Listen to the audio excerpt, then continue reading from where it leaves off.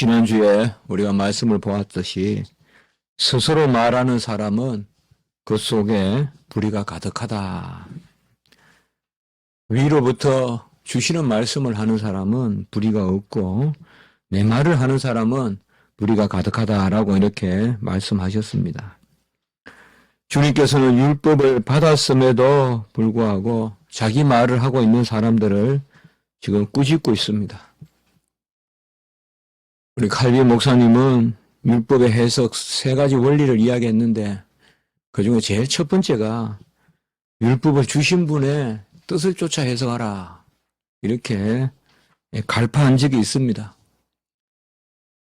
하나님의 법을 의문으로 받지 않고 그 주신 분의 뜻을 헤아리면서 언약 가운데, 은혜 가운데 법을 봐야 됩니다.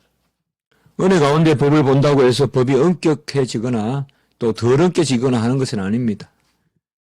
은혜가 법을 덜 엄격하게 하는 것은 아닙니다. 그러나 은혜 가운데, 언약 가운데 율법을 보면 법은, 하나님의 법은 참 공의고 진리고 1.1핵이라도 변개할 수 없는 그런 어미성이 있지만은 그 가운데서도 사람을 절망시키지 않고 오히려 사람을 세우고 길을 인도하고 궁극적으로는 위로하는 그것이 바로 하나님의 법입니다. 우리 주님께서도 17절에 지난주 봤지만은 교훈이 하나님께로부터 나왔느냐 그렇지 않느냐는 우리가 그 말씀대로 행하고자 할 때 그것이 밝혀진다고 했습니다. 이 말이 뭡니까?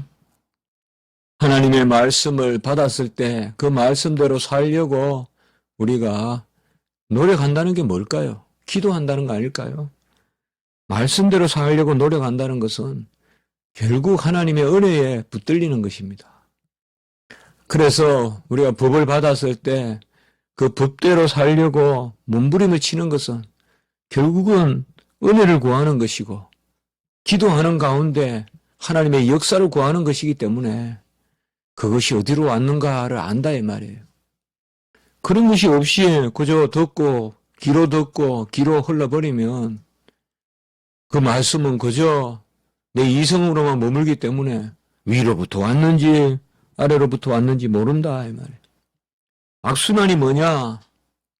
율법을 받았을 때 내가 판단하고 또 버리고 취하고 이거 악순환이고 율법을 받았을 때 어쨌든 하나님 말씀인 줄 믿고 살려고 노력하다 보면 거기에 은혜가 역사하기 때문에 은혜가 아니고서야 우리가 노력한다 할 수가 없기 때문에 알거든요. 하나님께 구해야 말씀대로 살 수가 있기 때문에 그 가운데서 우리가 이 법이 하나님이 주신 것이구나. 정말 하나님은 명령하시는 분으로서 친히 이루시는구나라는 것을 우리가 깨닫게 되는 것입니다. 율법은 천사가 또 모세가 우리 갈라디아서 보면 중보를 통하여 주었다 했지만은 모세의 손을 통하여 주었지만은 율법의 수여자는 우리 하나님이시고 또 궁극적으로 율법을 이루시게 하는 능력도 하나님으로부터 나옵니다. 그러므로 율법을 받기는 받되 도무지 행하고자 하지 않는 가운데서는 이 법의 능력도 나타나지 않고 법의 은혜도 없습니다. 오늘 말씀 19절에 보면 너희 중에 율법을 지키는 자가 없도다라고 이렇게 이야기합니다. 가장 세상에서 율법을 잘 지키고 가장 드러나게 기도하고 또 정하여 금식하고 또 정하여 구제하고 가장 편하게 믿는 사람들이고 그야말로 종교인들 가운데 뛰어난 종교인들인데 우리 주님께서는 딱 단언합니다. 너희 중에 율법을 지키는 자가 없도다라고 이렇게 말씀하고 있습니다. 오늘 이 말씀의 배경에는 이제 주님께서 안식일 날 무슨 일을 행했다.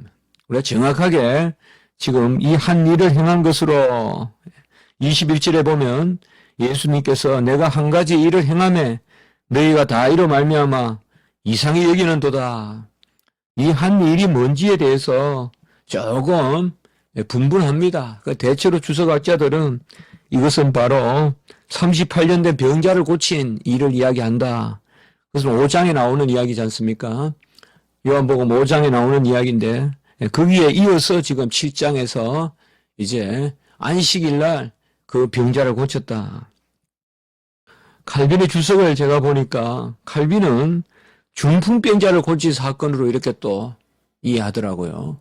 이것은 마가복음이나 우리가 그런 데서 잘 나타나는 그런 중풍병자를 고친 안식일날 그것을 또 이렇게 이야기하고 있습니다. 아마 우리 칼빈이 중풍병자를 고쳤다고 이렇게 보는 것은 병만 고친 것이 아니라 제사함도 받게 하셨잖아요. 그래서 사람들이 중풍병자가 병이 나은 것보다 그에게 제사함을 얻으라 하니까, 제사함을 받았다고 하니까 참남하도다라고 했잖아요. 그게 이제 오늘 후반부의 말씀과 통하거든요. 23절에 보면 전신을 건전하게 한 것으로, 여기 전신은 영혼과 육체, 바로 육체의 병만이 아니라 하나님께서 주님께서 구원을 주시는 은혜를 베푸신 것을 이야기하거든요. 그러니까 아마 우리 칼빈 목사님은 이것을 좀 더 중풍병자로 봤지만은 사실상 38년 된 병자에게도 이런 일이 우리가 나타났다고 볼 수도 있습니다. 그래서 여하튼 주일날, 안식일날 병자를 낫게 했거나 또 주님께서 어떤 하나님의 일을 행하신 것, 그것을 놓고 지금 이야기하고 있습니다. 그래서 주님께서 너희들은 율법을 제대로 모른다. 율법을 제대로 안다 그러면 너희들이 나를 귀신 들렸도다라고 말하지 않을 것이다. 귀신 들렸다는 말은 오늘날 우리로 말하면 귀신이 들렸다, 또 집혔다, 그런 옛날 표현도 있지만은 그게 아니라 사실상 미쳤다라는 그런 상투적인 표현일 수도 있습니다. 그래서 내가 제정신이 아니구나, 이것을 이 유대 사람들은 귀신이 들렸구나라고 이렇게 이야기합니다. 그래서 제정신이 아니구나, 언제 우리가 당신을 죽이려 했는가라고 이제 이렇게 발뺌을 하는데요. 주님께서 밑에서 하시는 말씀이 바로 그 근거를 보여주고 있습니다. 왜 그러면 너희들은 안식일에 할례를 행하느냐 이 말이에요. 이제 이렇게 우리 주님께서 말씀하십니다. 할례는 왜 행하느냐? 할례라는 것은 수고 아니냐? 그것은 손을 움직이고 도구를 드는 거 아니냐? 돌로 자르는 거 아니고 손으로 자르는 거 아니고 칼을 들고 살을 베는 것인데 그게 왜 안식일 날 그거는 노동 아니냐? 그런데 그것은 어떻게 하느냐 이 말이에요. 왜 뚜렷한 거죠? 안식일은 모세 전에 아브라함에게 주님께서 언약의 표징으로 주신 것이잖아요. 창세기 17장 12절에 나오고 그리고 레위기 12장 3절에 또 나오죠. 그러니까 모세의 율법인 줄 알지만은 대체로 이 사람들은 모세의 법이라고 할례를 행하겠지만, 그래서 갈로에 오늘 말씀에 있지만 이 할례의 규례는 알다시피 아브라함에게 주신 것이잖아요. 이삭을 낳기 전에, 그래서 이스마엘과 아브라함이 할례를 행했잖아요. 그 할례의 규정을 이들은 지킬까 말까, 안 지킬 수가 없잖아요. 할례는 먼저 주신 규정이고, 근데 안식일 날은 또 자기들 법으로는 사실상 자기들이 만든 것이거든요. 물론 하나님께서는 안식일 날 영광을 가리는 그런 짐을 옮기거나 과도한 수고를 하거나 성문을 들락날락 하는 것을 금했지만은, 그건 율법으로 범했지만 주님의 법으로. 그렇지만은 이들이 과도하게 안식일의 규정을, 그게 바로 율법을 모르는다 이 말이에요. 하나님이 왜 율법을 주셨느냐? 이들이 율법을 모르는 것은 문자를 모르는 것이 아니라 왜 하나님이 법을 주셨나에 대해서 모른다는 거예요, 지금. 아까 제가 말씀을 드렸듯이 율법 수여자의 뜻을 모른다 이 말이에요, 이 사람들이. 그러면서 우리 주님은 꼭 전곡을 찌른단 말이에요. 왜 그러면 할례는 행하냐 이 말이에요. 어느 한 랍비는 이렇게 이야기했습니다. 신학자 랍비가 할례는 엄중한 안식일 규례를 능가하기에 위대하다. 이게 일종의 미슈나예요. 그러니까 그들의 전승대로 내어놓는, 거기에 보면 우리로 말하면 일종의 교리 같은 거예요. 이 사람들이. 할례는 엄중한 안식일 규례를 능가하기에 위대하다. 그러면 할례가 위대하다고 해서 할례를 이렇게 행하는데 그럼 할례가 왜 위대하냐 이 말이죠. 그것이 아브라함에게 주셨기 때문에 위대한가? 꼭 그건 아니잖아요. 할례의 뜻이 뭐냐 이 말이에요. 할례는 바로 하나님의 백성됨의 표징이요. 그것은 영생의 백성의 표징이잖아요. 그래서 위대한 거 아니에요. 그러면 그런 표징인 할례는 행하면서 실체인 생명 주는 것을 왜 못하냐 이 말이에요. 주일날. 표징은 행하면서 왜 실체는 안 된다 하냐 말이에요. 할례가 분명히 옛사람이 죽고 새 사람이 살고 하나님의 언약의 백성됨의 표징이라면 이제 주님께서 이 땅에 오셔서 제사함 받으라 병도 낫고 구원을 선포하는 것은 그래서 생명을 살리는 것은 그래서 오늘 말씀 23절에 내가 안식일에 사람의 전신을 건전하게 한 것 이것은 바로 영생의 구원을 뜻하거든요. 이것을 가지고 너희가 내게 노여하느냐 우리 주님께서 바로 그들의 전곡을 찌르는 거예요. 너희야말로 율법을 제대로 모르고 너희야말로 모순이라는 거예요. 표징은 섬기면서 실체는 멀리하냐 이 말이 어떻게? 우리가 더불어 먹는 그런 성찬을 행하면서 실제로 왜 사람을 사랑하는 것은 또 실제로 왜 예수 그리스도와 한 몸이 되는 것은 거부하느냐 그렇게 말씀하고 있습니다. 사실상 안식일이 사람을 위하여 있는 것이지 사람이 안식일을 위하여 있는 것이 아니라고 마가복음 2장 27절에서 말씀했잖아요. 바로 안식일이 사람을 위하여 있다. 사람의 생명을 위하여 안식일이 있는 것이지 안식일이 먼저 있고 사람이 그 밑에 종이 되어서 쫓아다니는 게 아니다. 이걸 다시 28절에 마가복음 2장 28절에 보면 인자가 안식일의 주인이다라고 이렇게 말씀했단 말이에요. 이 땅에 오신 인자가 안식일의 주인이다. 바로 인자의 직분이 실체다 이 말이에요. 인자의 구원하심이 직분, 그 구원하심이 실체고 바로 인자의 살과 인자의 피를 먹고 마시는 그것이 안식의 진정한 안식의 실체고 그의 죽음과 그의 부활에 연합하는 것 이것이야말로 안식의 실체다. 그러면 안식일을 지킨다 하면서 주님의 구령의 역사, 구원의 역사를 배척한다면 이것이야말로 모순이다라는 것입니다.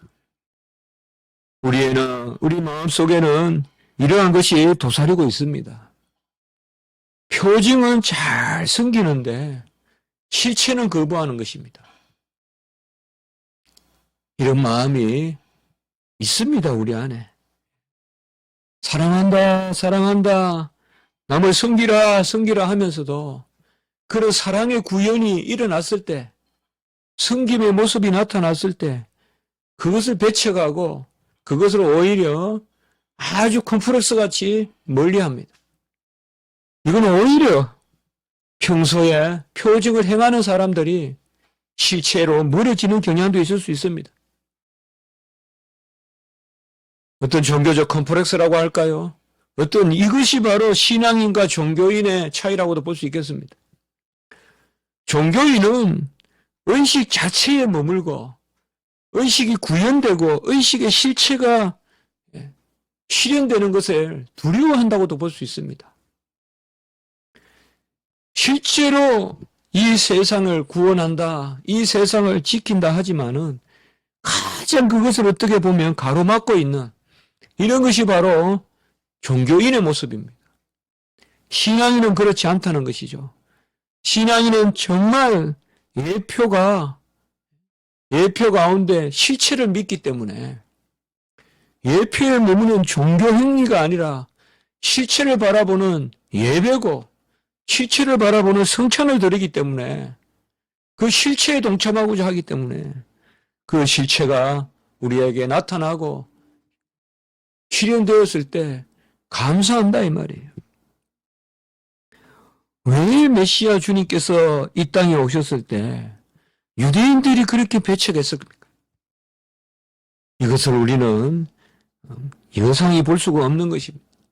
바로 성경이 우리에게 가르쳐 주시는 것은 바로 그런 부분이 있는 것입니다.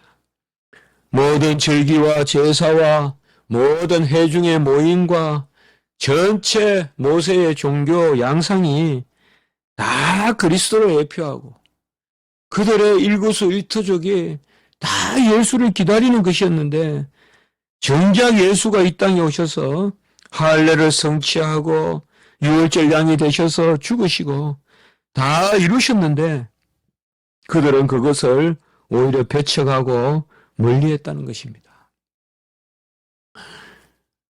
우리가 한번 깊이 생각해 봐야 됩니다.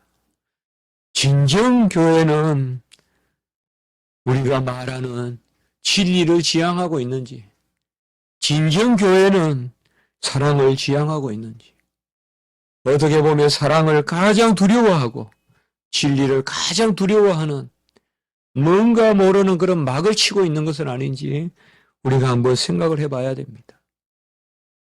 오히려 사랑의 시기가 많고 진리의 질투가 많은 것이 교회가 아닌지, 누군가가 철저히 하나님의 은혜 가운데 진리를 드러내고자 했을 때 오히려 여전히 기다리는 모습, 여전히 주님이 이 땅에 오신 모습으로 사는 것이 아니라 이제 주님이 이 땅에 오신 그 완성, 이루심에 걷는 가운데 사는 것이 아니라 여전히 기다리는 그런 의식 가운데 사는 것이 아닌지 우리가 한번 생각해 봐야 됩니다.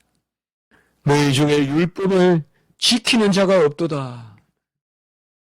지키는 자가 없다는 것은 율법을 알지도 못하고 제대로 알지도 못하고 모두 자의로 해석한다는 것입니다. 이것은 정말 우리가 하나님 앞에 내어놓는 그런 솔직한 우리의 심령의 고백인 것입니다. 우리가 뭔가를 가부의 두 랫돈과 같이 어쨌든 하나님의 음성을 진실하게 듣고 하나님 앞에 헌신하고자 하고 하나님 앞에 내 중심을 드리고자 하고 내가 가슴을 치고 애통할 때 그때 그것은 그 가부는 율법을 아는 것입니다. 그야말로 율법을 지키고 율법을 아는 것입니다. 서기관과 바리새인 내 기도를 드리고 바리새인의 기도를 드리고 자기 의의 기도를 드리는 것은 세상에서는 율법 박사요, 랍비요, 서기관이요, 기록관이요 그렇게 불릴지 몰라도 그들은 율법을 모르는 것입니다. 도무지 법을 모르고 사는 것입니다. 법이 심령 안에 새겨지지 않습니다. 주님께서는 나더러 주여 주여 선지자 노릇하고 교사 노릇한다고 다 천국에 들 것이 아니에요. 슬피 울며 이를 갈미 있다라고 했습니다. 우리는 이것을 항상 염두에 두어야 됩니다. 우리가 입에 하나님의 복음을, 입에 하나님의 율법을 올릴 때 정말 우리가 심령 가운데 하나님 앞에 기도하고 정말 중심으로 하나님 앞에 연약함을 내어놓고 나가는 것인지, 지극히 습관적으로 지극히 내가 해왔던 대로 그냥 듣고 흘리고 한 번도 가슴을 치고 1년이 다 가도록 회개하는 적이 없고 주님 앞에 눈물 한 번 쏟는 적 없고 그렇게 사는 것은 아니니 누가 하나님의 법을 맡은 사람이고 누가 하나님의 법을 지키는 사람이냐. 아주 연약한 심령으로 수르보네가 여인과 같이 또 12의 혈류병 환자와 같이 소경과 같이 38년 된 병자와 같이 정말 그들은 또 미문에 있었던 지난 주간에 보았던 그런 타고난 전론발이와 같이 그들은 성전에 들어갈 수도 없고 저주받은 사람으로 혹은 이방인으로 이방의 여인으로 성전에서 예배드릴 수 없지만 그들의 기전을 스쳐가는 그런 주님에 관한 소리를 듣고 그것을 가슴에 새기고 주님을 쫓아가고 주님을 부르고 그들이야말로 하나님의 법을 맡은 자지. 그들이야말로 하나님의 법을 맡은 자들이라. 이 설교는 어떻게 보면 제가 가장 잘 들어야 될 설교입니다. 저는 어떻게 보면 가장 하나님의 법을 많이 이야기하고 신학을 가르치고 일주일 내내 그렇게 선포하고 가르치고 살고 있습니다. 그러나 과연 내가 율법을 알고 있는지, 너희는 율법을 지키는 자가 없도다. 너희는 다 스스로 말하는구나. 너희는 이 교훈이 하나님께로부터 온 것인지 모르는구나 하는 그런 부류의 사람에 속해 있는 것은 아닌지. 24절에 보면 외모로 판단하지 말고 공의롭게 판단하라 라고 이렇게 말씀하고 있습니다. 여기서 두 가지 뜻이 있습니다. 율법을, 하나님의 말씀을 문자로 받지 말고 은혜로 받으라, 아니면 실체로 받으라는 뜻이 있습니다. 첫째로. 그래서 말씀을 외모로 판단하지 말고 공의롭게 판단하라라는 뜻으로 첫 번째 먼저 생각해 볼 수가 있습니다. 두 번째, 그 말씀에 비추어 사람을 바라보라는 것이죠. 그 말씀에. 그래서 먼저 우리가 말씀을 잘 실체로 파악하고 하나님이 이 말씀을 주신 뜻을 잘 파악하고 왜 이 말씀을 주셨는지, 왜 이 법을 가르쳐 주시는지 그것을 잘 파악하고 그리고 사람들을 대하라 이거죠. 그리고 사람들을 대하라. 우리는 법도 외모로 보고 사람들도 외모로 보는 것은 아닌지 그것을 우리가 깊이 생각해 보라는 것이죠. 정말 어떻게 보면 아주 귀하게 중심으로 하나님의 섬기는 사람의 모습은 잘 눈에 안 띌 수도 있을 것입니다. 그렇지 않을까요? 잘 눈에 띄는 것은 거짓일 수가 많을 수도 있겠어요. 눈에 띄는 것은 외형일 수 있고 눈에 띄는 것은 눈에 띄는 행동의 결과일 수도 있기 때문에 어떻게 보면 눈에 안 띄는 것이 숨어있는 능력일 수 있어요. 모양만 나타나고 능력이 없는 것이 많지 않습니까? 이 세상에는. 우리도 오늘 말씀을 생각하면서 이런 말씀이 우리에게 주시는 이유는 뭐냐 이 말이에요. 우린 부족합니다. 우린 과부의 두렙돈의 자리에 서 있기 때문에 위로를 받는 것입니다. 우리가 수로보내게 여인의 자리에 서 있기 때문에 위로를 받는 것입니다. 우리가 이방 백부장의 자리에 서 있고 항상 연약한 자리에, 심지어는 그라사의 광인과 같은 자리에 서 있기 때문에 우리가 위로를 받는 것이요. 그런 사람들도 주님께서 법을 주시고 그런 사람들에게도 하나님이 은혜를 베푸시기 때문에 우리가 삭개오의 자리에 있기 때문에 위로가 있는 것이지, 서기관과 바리새인의 자리에 있다면 우리에게 위로가 없을 것입니다. 오늘 이 말씀의 우리를 새롭게 하시는 것은 어쨌든 중심을 보고 할례를 행하면 다 끝난다. 그 표피를 베는 것으로 어찌 하나님 앞에 어렵다함을 받겠습니까? 그 살을 조금 베는 그 기억으로 평생 어떻게 나는 할례 받은 백성이다 하면서 그것이 의의가 되겠습니까? 진정 할례를 받았으면 매번 하루하루 그것을 생각하면서 기억하면서 중심으로 하나님의 말씀을 지키려고 노력하고 그 가운데 나는 안 되고 하나님의 은혜로만 된다 해서 살아계신 하나님을 인정하고 그런 선순환의 경건의 사이클로 들어가야지 계속 외형의 사이클, 그야말로 그런 오늘 여기에 보면 외모의 사이클이 아니라 진정 하나님 앞에 실체적인 그런 사이클로 우리가 가야 할 것입니다. 우리는 내가 약한 것을 자랑하노라라는 그런 사도 바울의 말씀을 기억하면서 애통하고 부족하고 연약하고 정말 아무것도 아닌 우리를 하나님 앞에 내어놓고 이 시간에 다시 기도하고 회복을 구하고 또 우리의 잘못을 구하고 그에 머물지 말고 하나님이 크신 은혜 주셔서 우리가 이 시간에 그 장중에 붙들리는 그런 역사가 있기를 주님의 이름으로 축복하는 것입니다. 한번 기도드리겠습니다. 하나님 아버지, 너는 율법을 지키는 자가 없도다.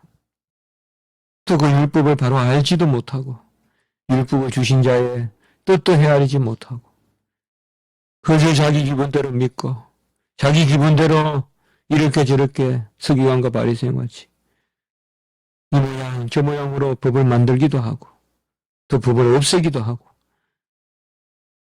오늘 이 경경의 말씀이 우리의 삶에 새겨져야 할 줄 믿습니다.